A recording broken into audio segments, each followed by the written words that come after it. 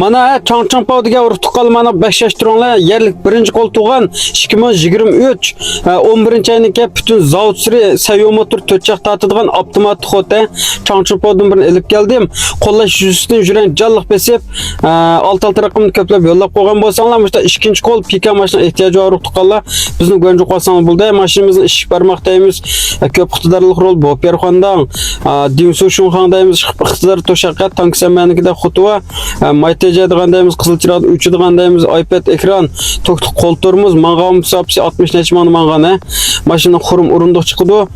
Maşının gazap yeni içlerinin boşluğum intayın kenarı asıl Rambo bas kuzuluk maşının ki. Toçak kısık kuzu buruk tukalı. Lekin nusuk pek çıraylık çıkan maşinamışta pulsu muhabbek. Yeni alamaydık mışta ikinci kol pika maşın olsa asa kulti. Changchangpao asa kulti diye uruk tukalı. Bana 5 yaş tusanı buldu. Kögendek maşına toçalarım tak eğirlik bir anas besbaqqa maşına emas ya bek becerim.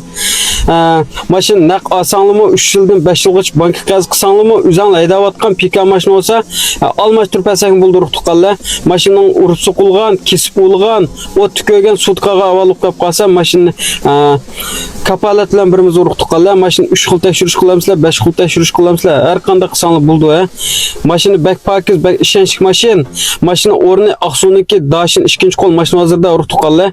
Aloqa qilish telefon numarimiz 192 0997 19 degan numarla aloqa qilsangiz bo'ldi.